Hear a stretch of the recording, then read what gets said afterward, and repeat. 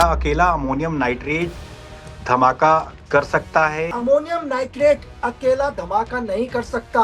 दुनिया का कोई भी लो एक्सप्लोसिव अकेला धमाका नहीं कर सकता। कोई ना कोई दूसरा ऐसा केमिकल था जिसने इसे 170 डिग्री टेम्परेचर दिया। उन्होंने दिमाग लगाया आतंकवाद ने। लो एक्सप्लोसिव को, एक एक्सप्लोसिव को किसके साथ कनेक्ट किया? सीएनजी के साथ। अब सोचो, जब अमोनियम नाइट्रेट में धमाका होगा तो सीएनजी में भी हुआ है ना सर। आपको लगता है जल्दबाजी में रहे होंगे हमलावर या कोई प्री प्लानिंग चल रही थी लंबे अरसे से? सर, दिल्ली के इस जगह को चुनना, रेड फोर्ट को चुनना, लाल किले के आसपास चुनना, दिल्ली पुलिस वहां मौजूद है, पैरामिलिट्री फोर्सेस वहां मौजूद है सर। इसके बावजूद भी उस जगह को चुना गया है क्योंकि इसका मैसेज पूरी दुनिया तक गया है सर। पूरे वर्ल्ड तक मैसेज गया है। तो आतंकवादियों का काम होता है दहशत के साथ मैसेज पूरी दुनिया तक पहुंचाना।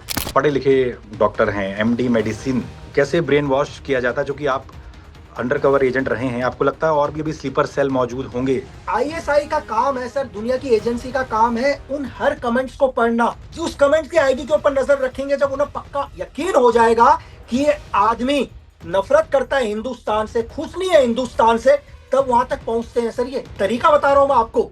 इसमें चाहे डॉक्टर हो, कोई भी हो, जो आदमी इसी देश के अंदर रह रहा है, यहीं पर पढ़ाई कर रहा है, यहीं के स्कॉलरशिप से पढ़ रहा है, यहीं डिग्री प्राप्त कर रहा है, यहीं खाया, और आज वो इसी बच्चों को, मासूम बच्चों को मार रहा है सर। आप उसे क्या कहोगे सर? ये तो आतंकवादी से भी बड़े हैं ना सर। तो क्या लगता है लकी बिस्ट को कि इन्होंने बाहर जाके ट्रेनिंग ली या कैसे इनको बताया गया? एक डॉक्टर, एक फीमेल AK-47 लेके घूम रही है गाड़ी के अंदर, इसका मतलब उसने AK-47 चलाई है सर। ऐसा तो नहीं है कि वो AK-47 लेके घूम रही है। डेफिनेटली उसने दुनिया के किसी ना किसी जगह पर AK-47 से फायरिंग करी है। लोग कह रहे हैं कि मास्टरमाइंड उमर खत्म हो गया। क्या उमर को कोई ऊपर से ऑर्डर देने वाला कोई ना कोई था? तो आप कैसे कह सकते हैं कि एक मास्टरमाइंड खत्म हो गया सर? तो आपको लगता है सीमा पार से जैश ही कंट्रोल कर रहा था इसको? सर डायरेक्ट देखो, मौलाना मसूद अजहर तो कंट्रोल नहीं कर रहा होगा ना, मौलाना मसूद अजहर डायरेक्ट इससे बात कर रहा होगा, लेकिन बीच की कोई ना कोई कड़ी होगी। दिल्ली में हुए धमाके के बाद जांच एजेंसियां लगातार अपनी जांच में जुटी हुई हैं। लगातार अमोनियम नाइट्रेट का नाम सामने आ रहा है। आज हमारे साथ मौजूद हैं लकी बिस्ट, जो अंडर कवर एजेंट रह चुके हैं सुरक्षा एजेंसियों के, एनएसजी के साथ जुड़े रहे हैं। लकी बिस्ट जी, स्वागत है आपका। Thank you sir, thank you sir. क्या अकेला अमोनियम नाइट्रेट धमाका कर सकता है या इसके साथ कोई और चीज का मिक्सर करके उसको बनाया जाता है? क्या होता है पूरी प्रक्रिया? सर, मैं आसान लैंग्वेज में, आसान भाषा में समझाने की कोशिश करता हूँ ताकि हर आदमी समझ सके। दुनिया के अंदर दो ही चीज है सर, हाई एक्सप्लोसिव और लो एक्सप्लोसिव। आज तक जो भी धमाके होते थे, जैसे RDX हो गया, TNT हो गया, प्लास्टिक एक्सप्लोसिव किरकी, ये सारे हाई एक्सप्लोसिव है। सिर्फ ऑर्डिनेंस फैक्ट्री ही इनको बनाती है। ये आपको नॉर्मली दुनिया में कहीं नहीं मिल सकते। हमारे बॉर्डर सारे सिक्योर हैं। इस देश के अंदर ऐसा हाई एक्सप्लोसिव आना आज के टाइम में असंभव है। तो टेररिज्म ने अपना तरीका चेंज कर दिया सर। आतंकवाद ने बोला कि कोई नहीं, हाई एक्सप्लोसिव नहीं आएगा। आप क्या करो, अपने देश के ही अंदर लो एक्सप्लोसिव का यूज करो। ये जितने भी केमिकल हैं दुनिया के अंदर, इनको लो एक्सप्लोसिव के अंदर गिना जाता है। इसमें से अमोनियम नाइट्रेट एक है। लेकिन हाई एक्सप्लोसिव, लो एक्सप्लोसिव में छोटा सा फर्क, ताकि लोग इसको समझ सकें। अगर जब भी दुनिया के अंदर कोई टेररिज्म अटैक होता है, RDX से जो धमाके होते हैं, उसमें डेटोनेटर का यूज होता है। बिना डेटोनेटर के यूज के आप RDX धमाका नहीं कर सकते। लेकिन दुनिया का कोई भी लो एक्सप्लोसिव को ब्लास्ट करने के लिए नहीं चाहिए डेटोनेटर। लेकिन दुनिया का कोई भी लो एक्सप्लोसिव अकेला धमाका नहीं दे सकता सर। जैसे हाई एक्सप्लोसिव RDX है, जब भी RDX की जो फटने की स्पीड है, वो 1 सेकंड के अंदर 8000 मीटर यानी कि 8 किलोमीटर तक का उसका इफेक्ट है। वैसे ही लो एक्सप्लोसिव के जलने की जो स्पीड है, वो है 1 मिनट के अंदर 3200 मीटर प्रति सेकंड। मैं जलने की बात कर रहा हूं, ऑडियंस को समझना है कि जलना और फटना। RDX फटता है, लो एक्सप्लोसिव जलता है। लेकिन क्या होता है, जब भी इस लो एक्सप्लोसिव को, जैसे अमोनियम नाइट्रेट को, किसी कंटेनर के अंदर हम लोग डाल देंगे, अब ये जलेगा नहीं। जब भी उस कंटेनर को एक एनर्जी मिलेगी, एक ट्रिगर मिलेगा, वो ब्लास्ट होगा। मैं ये कहना चाहूंगा कि 80 kg अमोनियम नाइट्रेट का असर उतना होगा जितना लगभग 20 से 22 kg RDX दे सकता है सर। ये उतना ही नुकसान पहुंचाएगा। लेकिन अमोनियम नाइट्रेट अकेला धमाका नहीं कर सकता। दुनिया का कोई भी लो एक्सप्लोसिव अकेला धमाका नहीं कर सकता। हर न्यूज चैनल में एक ही चीज चल रही है, अमोनियम नाइट्रेट। मैं ये बोल रहा हूं कि कोई ना कोई दूसरा ऐसा केमिकल था जिसने इसे 170 डिग्री टेम्परेचर दिया। अमोनियम नाइट्रेट तभी फटेगा जब उसे 150 से लेकर 170 डिग्री का हीट टेम्परेचर मिलेगा। तो ऐसा कौन सा दूसरा केमिकल था जिसके आपस में रिएक्ट करके इसको 170 डिग्री टेम्परेचर दिया गया और एक धमाका हुआ जो सबने देखा सर। आपको क्या लग रहा है किस तरह का विस्फोटक रहा होगा जो नहीं नहीं सर, उसके साथ मिलाया गया? क्या लगता है? ऐसे बहुत सारे केमिकल हैं, एज ए सिक्योरिटी रीजन नहीं बता सकते कि किस केमिकल का रिएक्शन किया गया है। बहुत सारे दूसरे केमिकल हैं जिनको अमोनियम नाइट्रेट के साथ अगर रिएक्ट किया जाए तो 170 डिग्री टेम्परेचर मिलता है और एक धमाका होता है सर। तो दूसरा केमिकल भी था वहां पर।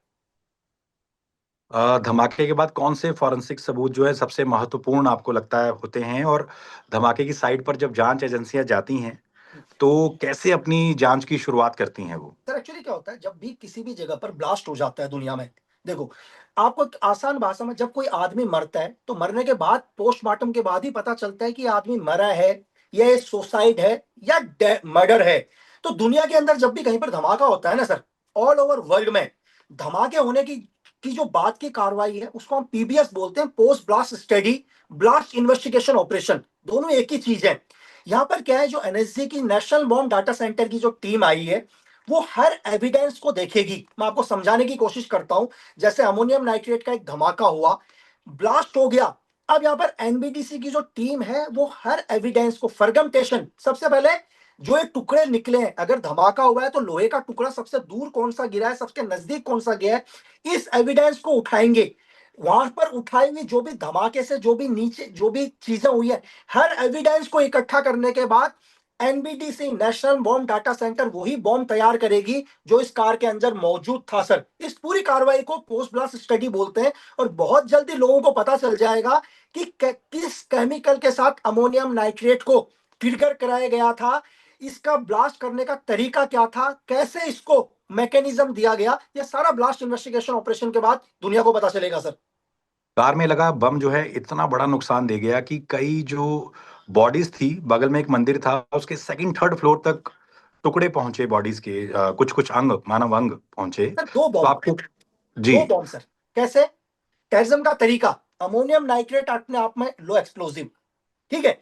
उन्होंने दिमाग लगाया आतंकवाद ने, लो एक्सप्लोसिव को, एक एक्सप्लोसिव को किसके साथ कनेक्ट किया, सीएनजी के साथ। अब सोचो जब अमोनियम नाइट्रेट में धमाका होगा तो सीएनजी में भी हुआ है ना सर। दो एक साथ किए उन्होंने। लोगों को सिर्फ अमोनियम नाइट्रेट दिख रहा है, लेकिन जब अमोनियम नाइट्रेट ब्लास्ट होगा तो सीएनजी भी उसके क्या आएगा, उसके एरिया के अंदर आएगा। अगर आपने देखा हो तो सीएनजी का कंटेनर कितनी दूर जाके गया है सर।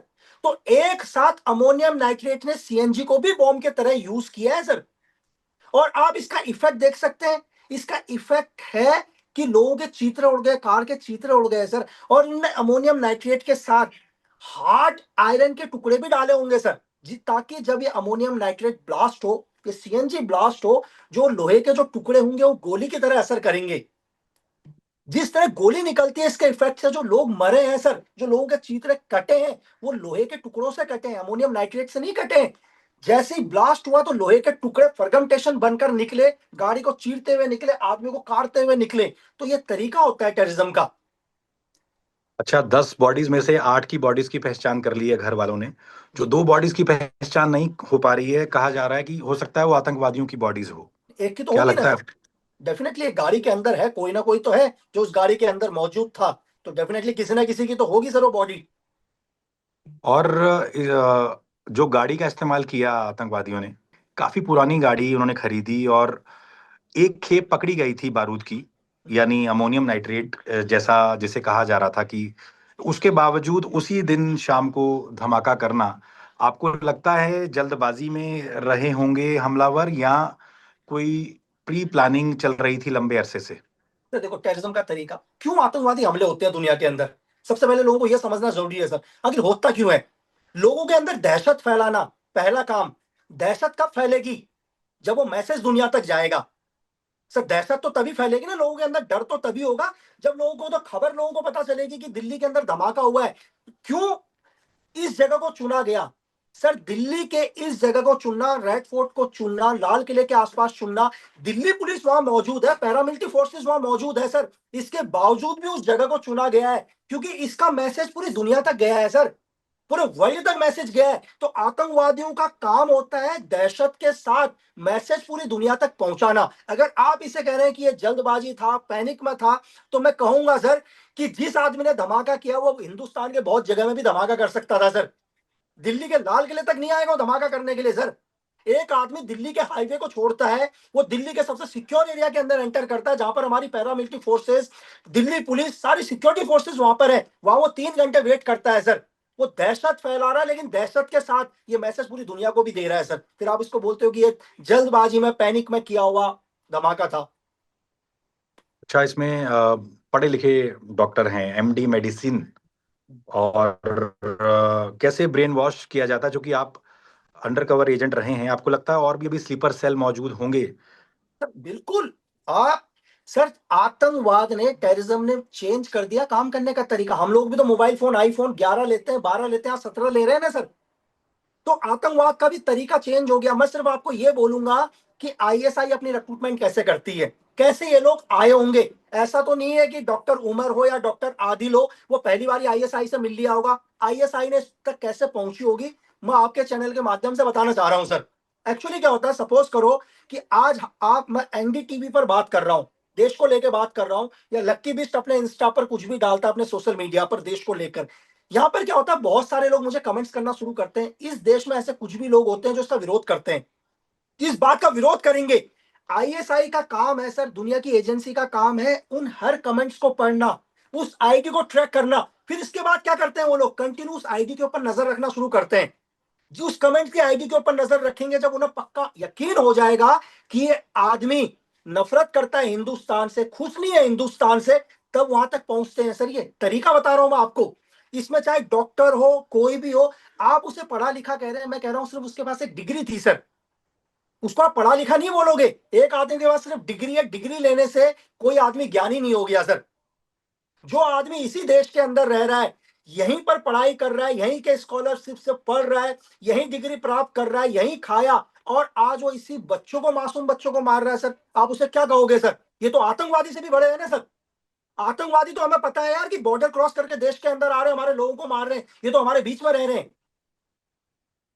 अच्छा, ये भी कहा जा रहा है कि टेलीग्राम से, ऐप से ये लोग जुड़े और उसके बाद ये लोग तुर्की गए, बिल्कुल। और वहां जाकर जो जैश के हैंडलर्स थे हम्म, उनसे इनकी मुलाकात होती है और इनको अगला ऑपरेशन बताया जाता है।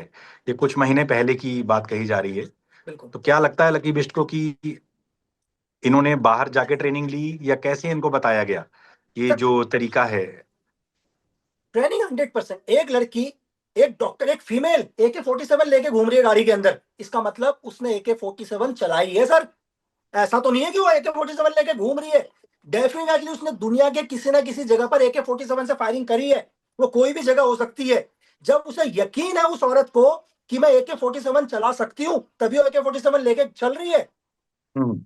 नहीं तो ये तो लकड़ी का टुकड़ा ही हो गया ना। अगर सपोज करो आप किसी अननोन आदमी को, किसी भी एक, मतलब एक आम नागरिक को AK-47 हाथ में पकड़ा दो, AK-47 उसके लिए क्या है, लकड़ी का टुकड़ा है सर। लेकिन उस औरत ने AK-47 से फायर किया है, इसका मतलब ट्रेनिंग ली है, तभी AK-47 लेके मूव कर रही है। ये लोग तुर्की जा रहे हैं, तुर्की जाने के बाद जैस के हैंडलर से मिल रहे हैं, पूरा ट्रेंड होके आ रहे हैं सर। इन्होंने खुद ने एक केमिकल से एक बॉम्ब बना दिया ना, जितना एक RDX असर दे सकता था, 20 से 25 kg, उन्होंने इतना बड़ा धमाका करके दिखा दिया। इसका मतलब ट्रेंड होके आए हैं सर। ट्रेंड लिए, बिल्कुल 100% ट्रेंड है।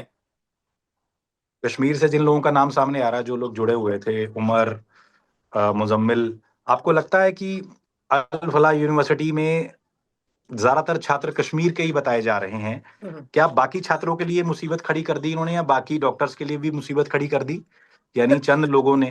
क्या सर सोचते हैं लकी बिस्ट? सर देखो, इस देश के अंदर क्या होता है, जब कोरोना हुआ तो हमने डॉक्टर को भगवान के रूप में देखना शुरू कर दिया। ऐसा नहीं कि सभी डॉक्टर भगवान थे सर, कुछ भगवान के रूप में आए तो पूरी दुनिया ने उन्हें भगवान पूजना शुरू कर दिया। आज यही लोग, आज क्या है सर, दुनिया के अंदर कुछ भी होता है, हर आदमी बुरा नहीं होता, हर डॉक्टर बुरे नहीं है, लेकिन एक सवाल खड़ा कर देता है। और मैं आपको ऐसा बोलूं कि लोग कह रहे हैं कि मास्टरमाइंड उमर खत्म हो गया।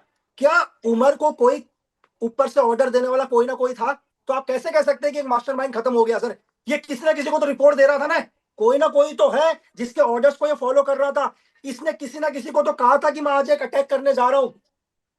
तो आप कैसे कह सकते हैं कि ये मास्टरमाइंड खत्म हो गया? सर चैन तो है, चैन खत्म नहीं हुई है। तो आपको लगता है सीमा पार से जैश ही कंट्रोल कर रहा था इसको? सर डायरेक्ट देखो, मौलाना मसूद अजहर तो कंट्रोल नहीं कर रहा होगा, ना मौलाना मसूद अजहर डायरेक्ट इससे बात कर रहा होगा, लेकिन बीच की कोई ना कोई कड़ी होगी जो इन्हें कंटिन्यू ऑर्डर्स दे रही थी, जो ये लोग फॉलो कर रहे थे। और इन्हें भी इससे भी पता चल गया था कि आज नहीं तो कल मैं मारा जाऊंगा, क्योंकि मेरे साथी पकड़े जा चुके हैं। तो ऊपर से ऑर्डर आया ना यार कि चलो खत्म करो, मिशन कंप्लीट करो करके। इसको पता है कि मैं मारा जाऊंगा, तो इसने भी किसी से शेयर करी और किसी ना किसी के ऑर्डर इसको मिले हैं। इतना बड़ा स्टेप ये भी नहीं लेगा। यानी कहा जाता है मानव बम। हाल फिलहाल में याद नहीं आता कि कभी दिल्ली में किसी सुसाइडर बॉम्बर ने ऐसे खुद को मतलब गाड़ी समेत उड़ा लिया हो या अकेले उड़ा लिया हो। तो क्या सोच होती है ऐसे लोगों की, चूंकि आप एक अंडरकवर एजेंट रह चुके हैं, कैसा सोचते हैं लोग? क्या इनका बिल्कुल ब्रेन वॉश कर दिया जाता है, या कैसे किस हद तक मतलब ये नुकसान पहुंचा सकते हैं समाज सर को? ये उतना खतरनाक नहीं है जितना खतरनाक है जिसने इसे मानव बम बनाया। आप और मैं भी टीवी में बैठे हम इंटरव्यू कर रहे हैं सर। आप मुझे बोलते हो लेकिन लक्की बिस्ट मुझे कुछ हेल्प कर दो, मैं बोलूँ ठीक है। लेकिन आप मुझे बोलोगे कि लक्की बिस्ट अपना हाथ काट के दे दे, मैं बोलूंगा यार कैसी बात कर रहे हो तुम, मतलब मेरा हाथ काट के दे दूंगा। लेकिन ये सोचो कि वो आदमी कितना डेंजर है जो किसी से पूरी जान ले रहा है सर। ये उतने डेंजर नहीं है, डेंजर वो लोग हैं मौलाना मसूद अजहर, हाफिज सईद जैसे लोग जो मानव बम तैयार कर रहे हैं सर। वो डेंजर है। जब तक वो ब्रेन जिंदा है ये मानव बम बनते रहेंगे सर, हमें उस ब्रेन को खत्म करना है सर। कल हमारे प्रधानमंत्री मोदी ने कहा है कि जिन्होंने भी ये किया है उनको कड़ा सबक सिखाया जाएगा, किसी को बख्शा नहीं जाएगा। नहीं, एक चीज कहूंगा, पूरी दुनिया ने मोदी सर का वो बयान सुना, एक चीज मिस कर दी सर। आज तक 2014 से लेकर अभी तक के मोदी सर का कोई भी स्पीच सुनो, मोदी सर हमेशा एक चीज बोलते हैं, देश के अंदर कुछ भी होता है हमारा सुरक्षा बल इसका क्या देंगे, जवाब देंगे।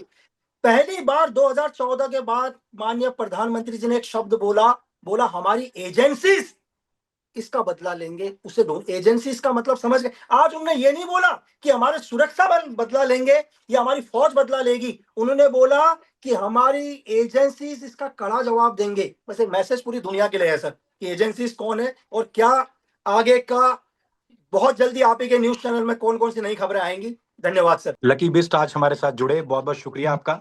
थैंक और यू। उन्होंने कई तरह के मतलब खुलासे भी किए, बताया भी कि कैसे जो है अकेला अमोनियम नाइट्रेट हमला नहीं, मतलब जो है ब्लास्ट नहीं कर सकता, उसके साथ किसी ना किसी चीज को मिलाया जाता है। उम्मीद करते हैं दर्शकों को के कई सवालों के जवाब मिल गए होंगे कि अमोनियम नाइट्रेट का इस्तेमाल अकेला बम बनाने में नहीं होता, उसके साथ कई चीजों को और मिलाया जाता है।